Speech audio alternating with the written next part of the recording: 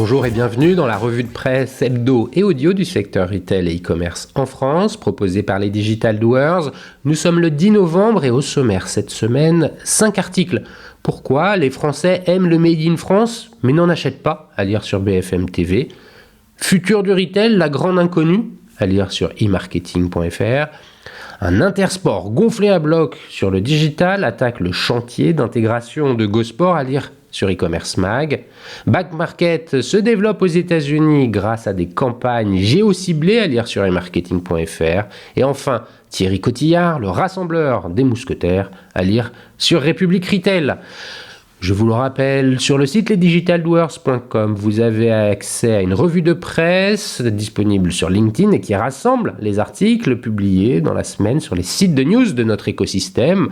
Vous pouvez vous y abonner pour recevoir chaque vendredi un digest de l'actualité dans votre boîte email de cette revue de presse. Je vous lis sans interprétation une sélection de quelques articles qui m'ont semblé pertinents à partager. Cette semaine, enfin, je vous invite à découvrir l'épisode numéro 177 dans lequel je reçois Laurent Rapoport, directeur exécutif de Franprix. Avec lui, nous revenons sur les mouvements qui chahutent le secteur de la distribution alimentaire et sur les enjeux de Franprix en tant qu'acteur du commerce de proximité. D'ici là, je vous souhaite une bonne écoute, évidemment, toujours sans coupure. Pourquoi les Français aiment le Made in France mais n'en achètent pas, à lire sur bfmtv.com en date du 9 novembre. Alors que 9 Français sur 10 assurent vouloir consommer français, les freins restent nombreux et le poids du Made in France recule dans les produits manufacturés. Acheter français, c'est un peu comme nos bonnes résolutions du premier de l'an. Tout le monde y est favorable, mais on va rarement au bout de la démarche. Interrogé comme chaque année à l'occasion du salon parisien du Made in France qui vient d'ouvrir ses portes, 9 personnes sur 10 assurent qu'elles vont acheter français, qu'elles vont plus acheter français. Sauf que comme pour les bonnes résolutions, la volonté se heurte rapidement à la réalité. Et cette réalité, c'est le passage en magasin. Selon ce sondage OpinionWay, 80% des Français reconnaissent avoir dû restreindre leurs achats Made in France en cette année de forte inflation et d'arbitrage, car le prix reste le frein numéro 1 pour 70% des Français dans l'accès aux produits fabriqués sur le territoire. Quand ils sont dans un rayon de supermarché ou dans un centre commercial, les Français n'arbitrent plus en fonction de l'origine du produit, du moins pour les biens manufacturés, mais en fonction du prix, mais aussi de la disponibilité. Pour 43% des personnes interrogées, c'est le manque d'offres qui les empêche de consommer de manière plus patriotique. Enfin, il y a toujours des doutes sur la véritable origine des produits et la fiabilité des labels. Recul de Made in France. Pendant ce temps, le Made in France continue de reculer dans le pays, une tendance que l'on retrouve d'ailleurs dans toutes les grandes économies occidentales, comme le rappelle l'INSEE dans une étude publiée en octobre. Dans des économies plus interconnectées que jamais, on va chercher le meilleur produit ou les moins chers partout dans le monde. En France, le poids du Made in France dans la consommation totale est ainsi passé de 89% en 1965 à 78% en 2019. Un recul qui peut paraître relativement faible, mais ce nombre est trompeur car il inclut les services. Or, dans la construction ou les services marchands, le poids du français est logiquement très élevé à respectivement 96 et 80%. Le problème spécifiquement français se situe dans les produits manufacturés, automobiles, textiles, équipements de la maison, médicaments. Si le recul du local est observé chez la plupart de nos voisins, c'est en France que la chute est la plus forte, de 82% en 65 à 38% aujourd'hui. À titre de comparaison, le Made in Germany représente 52% de la consommation de produits manufacturés en Allemagne, le Made in Italy 51%, le Made in Spain 40% ou encore 66% pour le Made in USA aux États-Unis. La France doit-elle pour autant ambitionner de tout fabriquer? Probablement pas. Il y a des productions qui ne reviendront peut-être jamais dans l'Hexagone parce qu'elles n'ont pas une grande valeur ajoutée ou parce qu'on ne possède plus le savoir-faire. Ainsi, seuls 5% des jouets achetés par les Français, 3% des vêtements ou encore 1% des montres sont produits sur notre territoire, selon la Fédération indépendante du Made in France. Mais c'est dans l'automobile, les technologies de transition énergétique et plus globalement partout où il y a de la valeur ajoutée que la France doit très vite regagner des parts de marché perdues ces 30 dernières années et sacrifier sur l'autel de la croyance selon laquelle l'économie ne pouvait vivre que de services non délocalisables.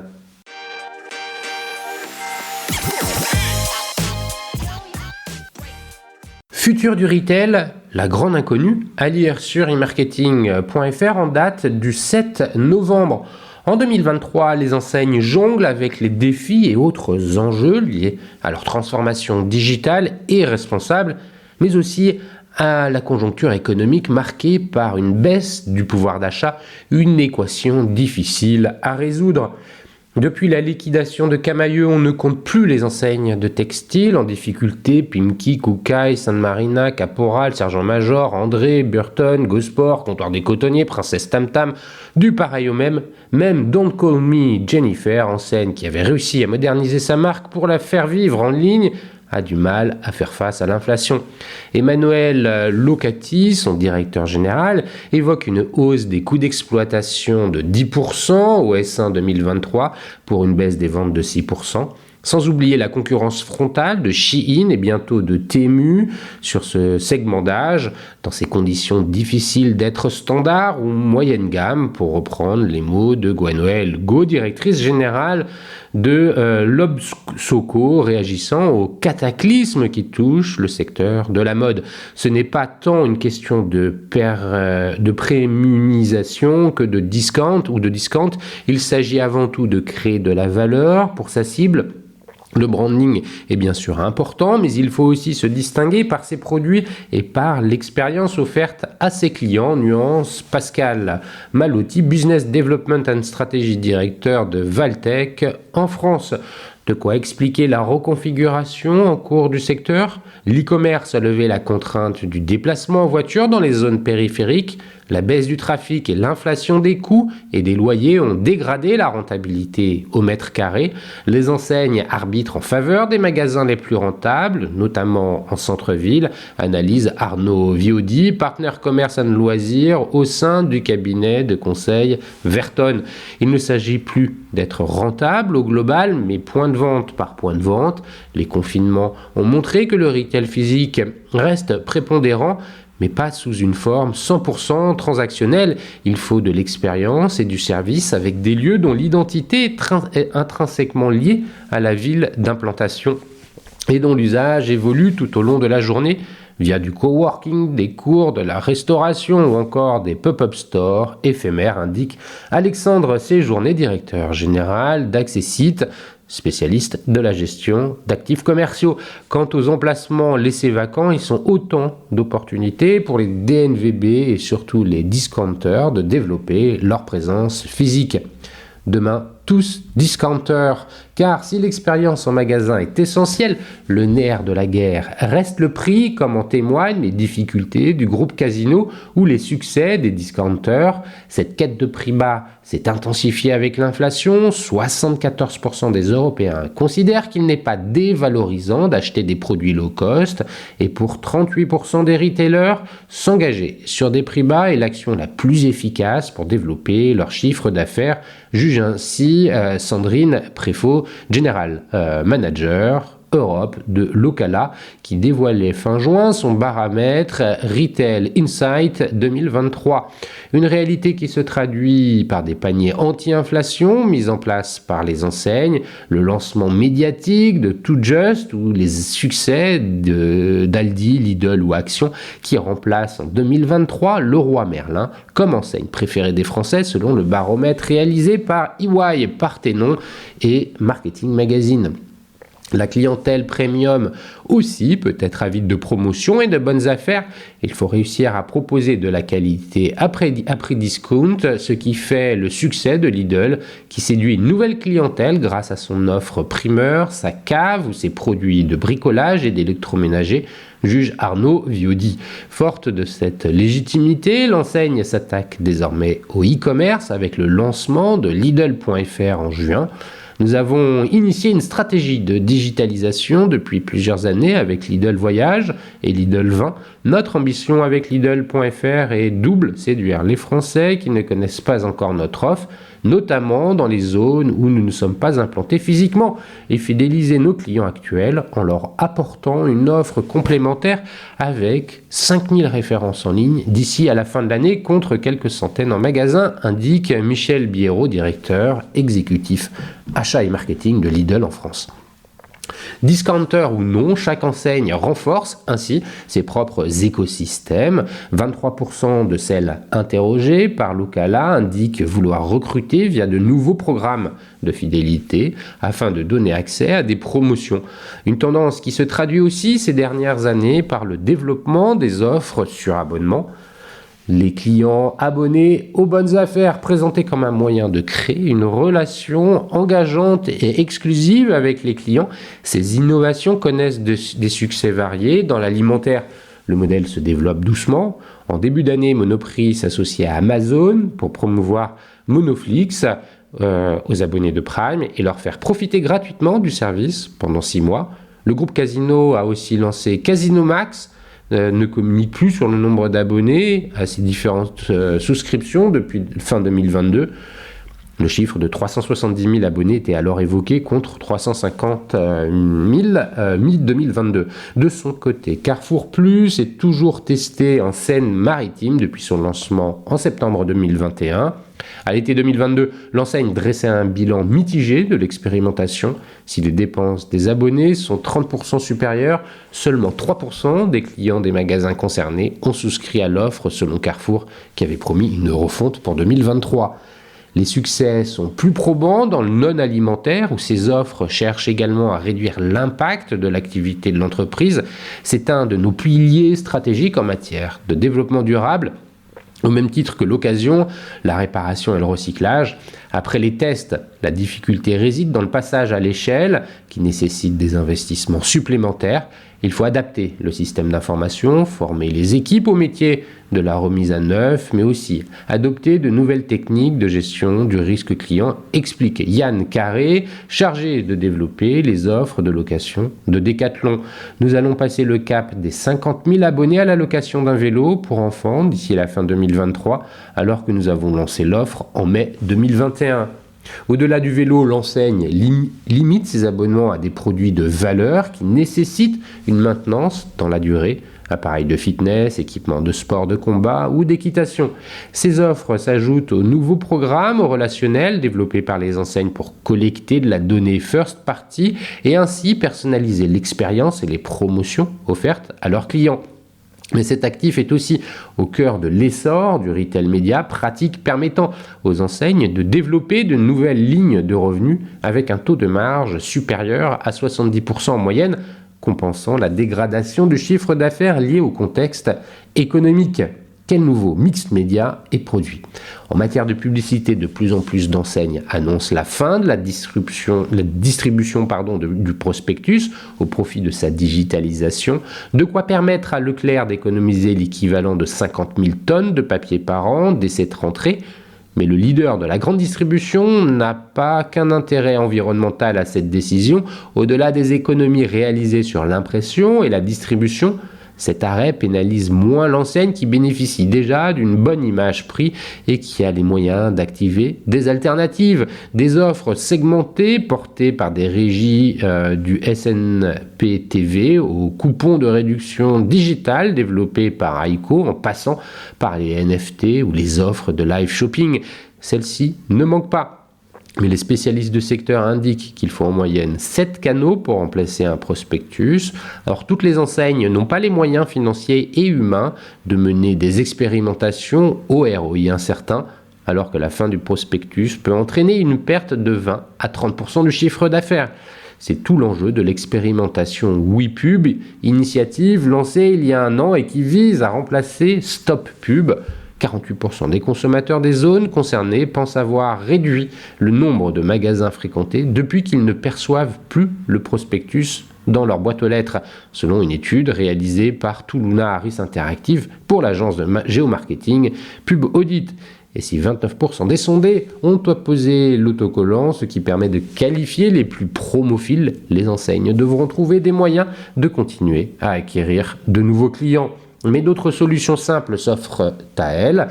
Changer leur offre. Le groupe Casino a par exemple généralisé en avril 2022 un baromètre de saisonnalité dans ses rayons primeurs et sur son drive, ce qui a conduit à une baisse de 25 à 30% des ventes de fruits et légumes hors saison pour une hausse de 6 à 8% de celles des produits de saison qui, plus abondants, sont aussi plus accessibles selon Melek Figuet, la directrice RSE du groupe. De son côté, Carrefour a mis en place un filtre responsable sur son site e-commerce faisant la promotion des produits les plus vertueux et les moins chers qui se révèlent être issus de ces MDD. Et pour boucler la boucle, on citera un autre exemple issu du secteur du textile où le développement des offres d'occasion permet, au même titre que celle dans le secteur de l'high-tech ou l'électroménager, de séduire de nouvelles populations sans cannibaliser les ventes de produits neufs, comme l'explique Hélène de Saugère, directrice marketing, digital et communication de l'enseigne Petit Bateau. Dans le secteur, pour résister, il faut se diversifier, développer l'international et les catégories adultes et enfants, valoriser les clients omnicanaux et enfin s'emparer de l'occasion. La seconde main représente jusqu'à 10% du CA de certains des 22 magasins qui ont mis en place un corner dédié. Et nous avons depuis ce printemps de très bons résultats sur notre offre en ligne qui nous permet de recruter des clients plus jeunes tout en multipliant les commandes mixtes, mêlant neuf et occasion. Bien sûr, il s'agit là, pour l'enseigne, d'un changement de métier. Le sourcing et la remise en état des produits sont un défi. Les marges sont plus faibles et nous avons dû internaliser une partie de la logistique. Mais au même titre que le recyclage des fibres, c'est la clé d'une activité à la fois rentable et durable, conclut la directrice marketing de Petit Bateau.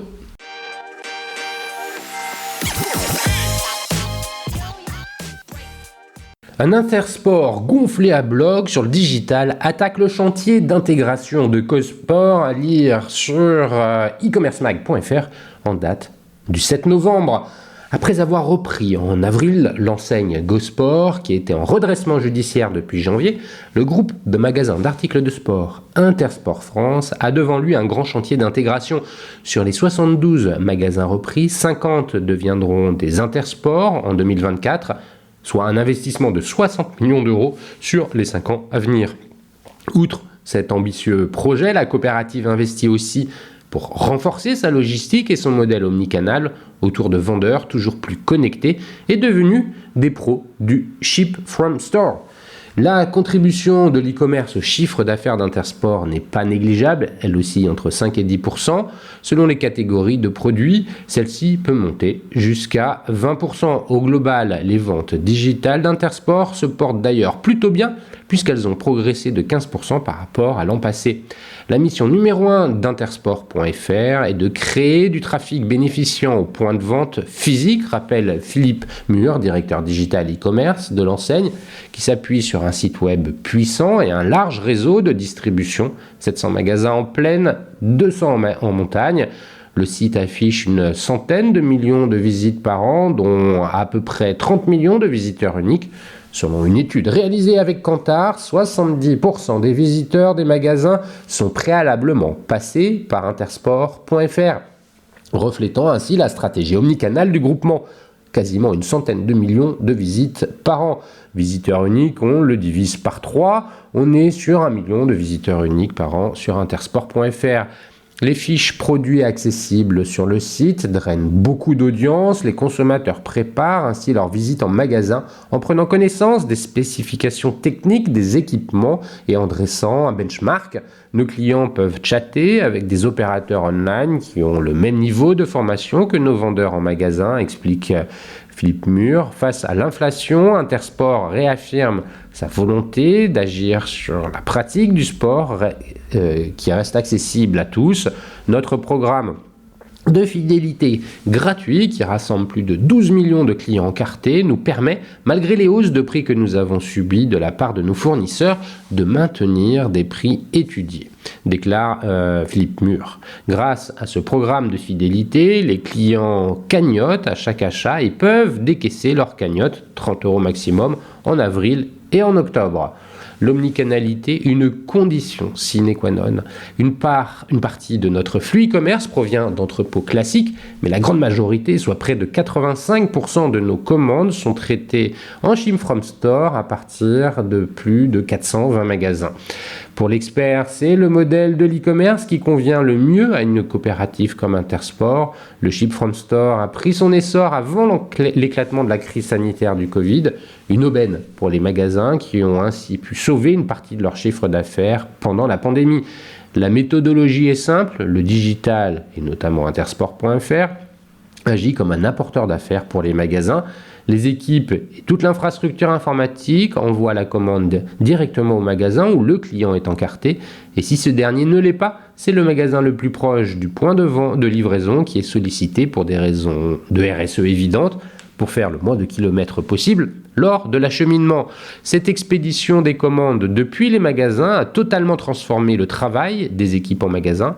Elles font le picking du produit dans la réserve du magasin, puis préparent la commande à destination des partenaires transport qui font la ramasse tous les jours, du lundi au vendredi. C'est grâce à cela que le produit est livré en 24-48 heures maximum aux clients. C'est un véritable succès pour nous. Nous avons prouvé par A plus B que nous avions un modèle totalement omnicanal, ajoute Philippe Mur, qui note que cette organisation a contribué à rapprocher les équipes sièges et les équipes points de vente. IA et Metaverse, des outils prometteurs mais en maturation. Si l'année 2022 a été un peu l'année du Metaverse, l'enthousiasme s'est un peu calmé. Au sein d'Intersport, Philippe Mur est chargé d'informer le comité stratégique sur l'application concrète de ces avancées technologiques aux activités de retail de la coopérative. Concernant le Metaverse, je pense que c'est encore un peu tôt pour avoir des applications concrètes dans le retail, mais cela va arriver. Cette année, nous sommes plutôt sur une tendance d'intelligence artificielle. Dans une vingtaine de magasins pilotes, nous sommes en train de développer un projet de vendeurs connectés, explique Philippe Mur.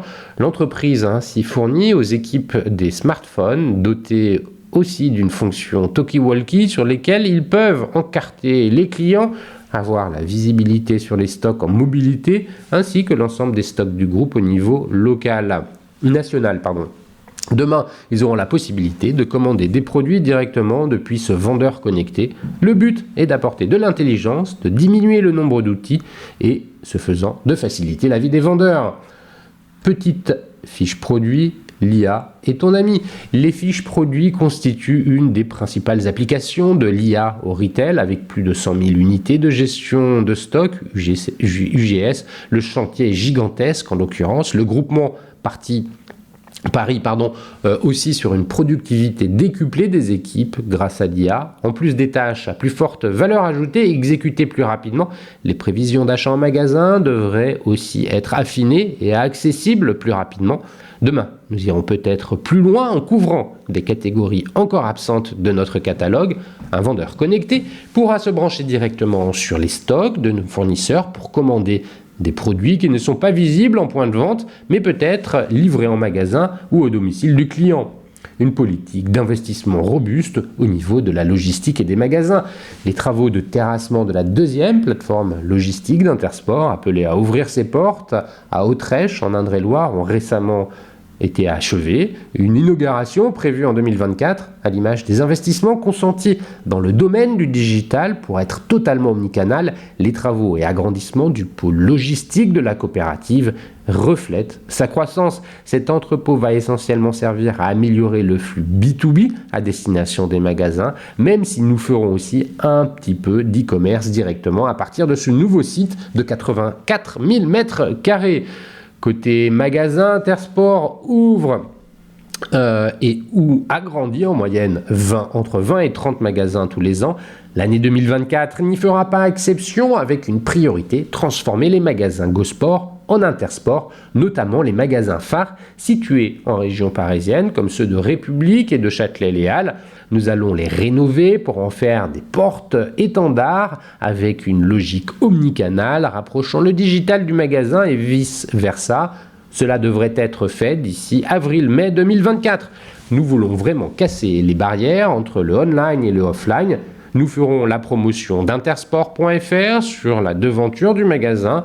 Nous serons présents via des écrans à l'intérieur même du magasin mais aussi pour apporter une valeur ajoutée sur des surfaces qui sont un petit peu plus grandes, puisqu'on parle de magasins qui font entre 2000 et 3500 mètres carrés. La digitalisation sera omniprésente dans ces futurs flagships, avec des QR codes qui renverront vers des guides d'achat dont l'impression est vouée à disparaître pour des raisons écologiques et économiques. Ces points de vente, véritables laboratoires d'innovation pour Intersport, seront aussi l'occasion de déployer à titre pilote des vendeurs connectés.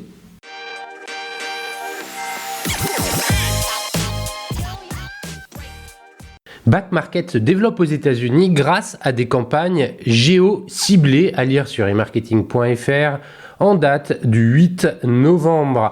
La marque française d'appareils électriques et électroniques reconditionnés Back Market s'est appuyée sur l'agence créative Reddit Karma Lab pour se faire connaître aux États-Unis. Le rêve américain, Back Market a décidé de le suivre. La marketplace française d'appareils électriques et électroniques reconditionnés a fait des États-Unis sa priorité depuis quelques mois. Le marché américain est prometteur pour le reconditionner, mais le défi il est tout autant. Comment faire connaître la licorne Frenchy outre-Atlantique? Pour améliorer la notoriété de Back Market aux États-Unis, nous avons regardé les opportunités offertes par les médias sociaux avec lesquels nous étions familiers. Puis nous avons finalement décidé de tester Reddit, explique Meryl Testé, lead media planner de Back Market. Le réseau social n'est pas choisi par hasard. Reddit, plateforme communautaire américaine de discussion, compte plus de 100 000 communautés différentes aux différents centres d'intérêt. Les sciences, le sport, la musique, les émissions TV, par exemple, détaille Suzanne Mostertman, chef du bureau régional de Reddit en Europe, basé à Amsterdam. Les utilisateurs viennent quotidiennement pour trouver de l'inspiration, pour s'informer et poser des questions. Né il y a 18 ans aux États-Unis, le réseau social a désormais essaimé hors des frontières américaines. Environ la moitié des utilisateurs de Reddit vit hors des États-Unis, complète Suzanne Mosterdam. Une campagne géo-ciblée à New York, Back Market qui souhaite plus particulièrement cibler les technologues, les parents ou encore les étudiants. Glisse Meryl Testé choisit donc d'investir un petit budget sur Reddit en novembre 2022, juste avant le Black Friday et les fêtes de fin d'année, période commerciale cruciale pour la marque. L'agence créative Karma Lab de Reddit, sollicitée par Back Market, imagine donc une campagne publicitaire géo-ciblée en fonction, une fonctionnalité nouvelle sur Reddit qui cible plus généralement les utilisateurs par centre d'intérêt ou par mots-clés. Seuls les Redditors, les utilisateurs de Reddit, localisés à New York, sont donc exposés aux messages accrocheurs de la marque, exploitant l'humour et les références culturelles, et ce pendant 4 semaines. Les vidéos, une dizaine, et les spots, une quinzaine, ont été intégrés en natif dans le flux de discussion de la plateforme avec des textes rédigés dans le style de Reddit. Résultat, Back Market a enregistré un CTR plus élevé et un CPC meilleur que les indicateurs de référence internes de Reddit. En détail, le taux de clic, le CTR, est plus 87%, plus important que les objectifs de la campagne de la marque et que les standards de Reddit. Les publications au sein des conversations ont dépassé de manière significative l'objectif de CTR de la marque de plus de 93%. Et les créations du Karma Lab ont permis de dépasser le CTR fixé dans les objectifs de la campagne de plus de 107%. La campagne a permis d'augmenter de manière significative la brand awareness de la marque, complète le lead media planner de Back Market qui se réjouit des bonnes performances en branding et en conversation. Back Market a donc décidé de renouveler l'expérience avec de nouvelles campagnes et d'augmenter son budget marketing. Le géociblage a ainsi été étendu. En plus de New York, les utilisateurs de Chicago ont été exposés aux publicités Back Market en juillet dernier. La marque réfléchit désormais à tester de nouvelles campagnes marketing sur Reddit dans d'autres pays.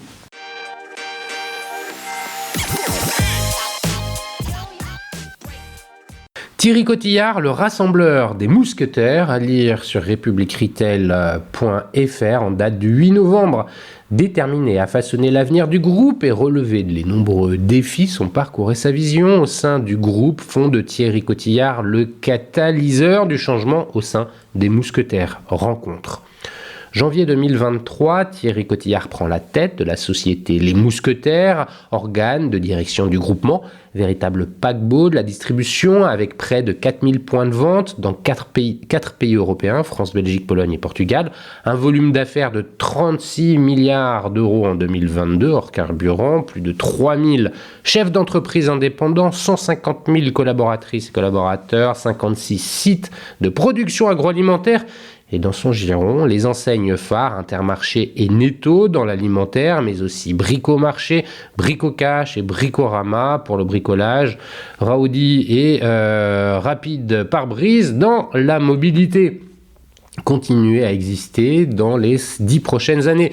Une sacrée responsabilité pour ce chef d'entreprise de 49 ans, propriétaire de 3 magasins, qui a bâti toute sa carrière au sein des Mousquetaires depuis 25 ans.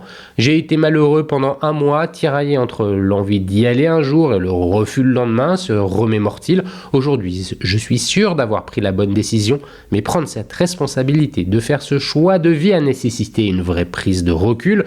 Je mesure que dans mon combat, nous sommes peut-être à un virage où il y a des échéances à ne pas louper pour exister demain et transmettre ce magnifique groupement à la génération d'après. Et dans les opportunités à ne pas louper, il y a eu l'accord global signé avec le groupe Casino en avril dernier, en plein déboire financier avec notamment le rachat de 195 magasins hyper et super, dont une première vague de 61 points de vente a été finalisée début octobre, mais aussi le renforcement de leur alliance sur la centrale d'achat commune et dans les produits alimentaires de marques distributeurs. Leclerc et Lidl en ligne de mire.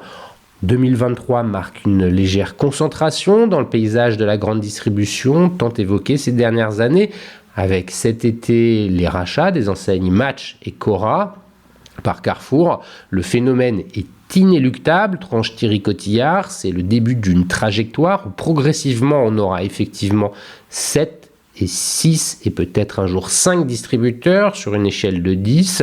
Quand on est un groupement indépendant comme Intermarché, on veut être sûr d'être dans les 5 qui continueront à exister. Une conviction forte pour cet ancien dirigeant d'Intermarché qui revient plusieurs fois lors de notre entretien. Les groupes qui atteigneront une taille critique à partir de 15-16 points de part de marché seront intéressants, mais à partir de 20 points, l'avenir d'un groupe est sécurisé, analyse-t-il, une sécurité permettant de réaliser des plans de transformation sans avoir à se dépositionner en prix. Si le chef d'entreprise explique que tout concurrent est respectable et respecté, reconnaissant que Carrefour est un fleuron de l'industrie française, 2 concurrents concentrent particulièrement son attention. Lidl est un modèle qui peut être paupérisant, agressif en prix, pointe-t-il. C'est un compétiteur qui nous fait réagir sur nos lignes de MDD, nos lignes de premier prix. Une compétition intéressante, mais en tant qu'indépendant, son regard se porte plus attentivement sur Leclerc, le leader. Sa dynamique ne s'interrompt pas avec des progressions à 0,8 de part de marché. Ce n'est pas rien, il reste notre concurrent et néanmoins confrère et ami en interne. Lorsque l'on cite un concurrent, une fois sur 2 c'est Leclerc avant de parler de Carrefour ou Lidl. Les premiers chantiers de son combat. À la tête du groupement depuis quelques mois, après une période de flottement lors de la démission de son prédécesseur, Didier Duhaupan, en octobre 2022, Thierry Cotillard s'est attelé à remobiliser les équipes et à marteler les fondamentaux. Le premier semestre a été très orienté sur les opérations de dynamique des 3 métiers, mais aussi rappeler que c'est par le discount qu'on gagnera la partie, souligne-t-il. La croissance est la priorité des mousquetaires. J'avais un enjeu très fort d'engagement et d'implication des adhérents, de cohésion des équipes. Nous sommes en train de le réussir. Et pour cette deuxième partie de l'année, après la France, le focus se fait à l'international avec notamment l'intégration des magasins Metda en Belgique qui sont des ex-Carrefour. Exigence, impatience et embarquement des équipes. Côté management, Thierry Cotillard aime embarquer les équipes. La dimension managériale m'a manqué, admet-il. Si je suis revenu, c'est parce que j'avais aussi besoin de retrouver notre collectif. Honnêteté, engagement et travail sont les 3 maîtres mots. Je suis assez intransigeant, se qualifie-t-il, impatient aussi, donc je peux par moments épuiser certaines équipes par mon niveau d'exigence et d'impatience, mais si je le fais, c'est pour générer de la performance, donc je l'assume. Un chef d'entreprise, toujours animé par son métier, ses clients, avec pour mission d'apporter le mieux-être au plus grand nombre. Cette mission originelle, je l'ai à bras le corps. Un dirigeant médiatique, très à l'aise en interview et rompu à l'exercice, Thierry Cotillard est un dirigeant médiatique, aussi bien lors de son passage à Périfem, en pleine crise sanitaire avec la mise en place du plan de sobriété énergétique, que lors de sa présidence d'Intermarché de 2015 à 2020. Et aujourd'hui encore, lorsqu'il défend son groupe et la profession face aux attaques sur l'inflation. Je crois, et sans faire une histoire personnelle, qu'il est important que nos enseignes soient incarnées, argumente-t-il, d'abord pour que les distributeurs puissent s'adresser aux consommateurs dans le paysage audiovisuel ou médiatique français.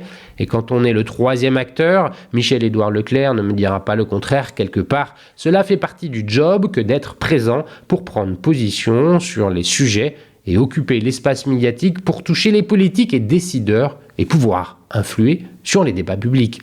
Finir fort en 2023.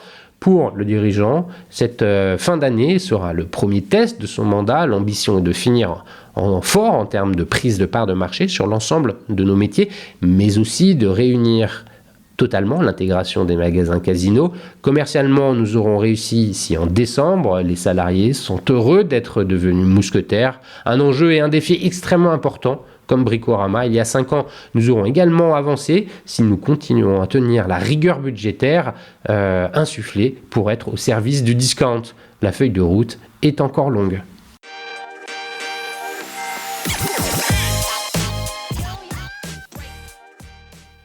Et voilà, c'est fini pour cette semaine. Merci de m'avoir écouté. N'oubliez pas de vous abonner à la revue de presse sur le site lesdigitaldoers.com. Si vous aimez l'exercice de cette revue de presse Retail e-commerce dans sa vision audio, n'hésitez pas à me le faire savoir en m'envoyant des messages sur LinkedIn et mieux encore en la faisant connaître autour de vous. Enfin, un dernier message d'autopromo avec les Digital Doers. Je produis des chaînes de podcasts thématiques pour les prestataires de services de notre écosystème. Donc, si vous souhaitez animer la prise de parole de votre marché, c'est l'occasion d'inviter des clients et des prospects à venir converser avec vous autour de votre proposition de valeur. Vous êtes intéressé, alors contactez-moi. D'ici là, portez-vous bien et à la semaine prochaine.